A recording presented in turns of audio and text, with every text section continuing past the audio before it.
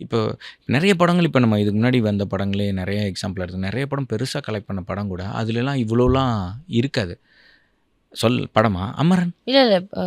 எது இருக்காது? இந்த சோ கால் கமர்ஷியல் ஓ! யா, யா. இதெல்லாம் இருக்காது. யா. இல்லாம தானே இருக்கு. ஸோ, ஆமா. அதெல்லாம் வந்து நல்ல சைனா தான் நான் பார்க்குறேன். ஏன்னா, இப்போ வர இன்னொன்னு நடக்குது. இந்த மாரி எல்லாமே சேர்ந்து வச்ச படங்கள் போறதில்ல. சரியா? கரெக்ட். எல்லா மாஸ் எலிமெண்ட்ஸும் சோ கால்ட் மாஸ் எலிமெண்ட்ஸ்லாம் இருக்கும். பட் டோன்ட் ஆமா, பெர்ஃபார்ம் வெல். ஆமா. யா.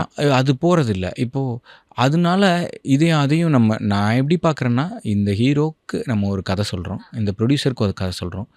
அங்கவே முடிஞ்சு போச்சு. அதுக்கப்புறம் வர்றதெல்லாம் நம்ம ப்ராசஸ்க்குள்ளேயே இருக்க தேவையில்ல. அந்த கதை ஓகேன்னு தானே வர்றோம். இந்த கதை ஓகே, இந்த கதை விஷயம் அதிலேயே போதும்னு நினைக்கிறேன். ஆனா கண்டிப்பா இருக்குங்க. நீங்க வாழை மாரி ஒரு படத்த வந்து பெரிய ஹீரோ வச்சு பண்ண முடியாது. அது தப்பு. ஏன் அப்படி நினைக்கிறீங்க? பெரிய ஹீரோ வச்சு இந்த மாதிரி ஒரு ஏன்னா இப்போ நீங்க இப்போ சும்மா யோசிச்சுப்போமா? இப்போ ரஜினிகாந்த் சார் வச்சுப்போமா? ரஜினிகாந்த் சாரை எப்படி பார்க்கணும்னு உங்களுக்கு பிடிக்கும்? இப்போ விட்டுருங்க சின்ன வயசுல.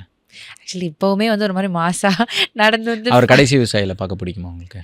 ஓகே. அவ்வளோதான் வித்தியாசம்.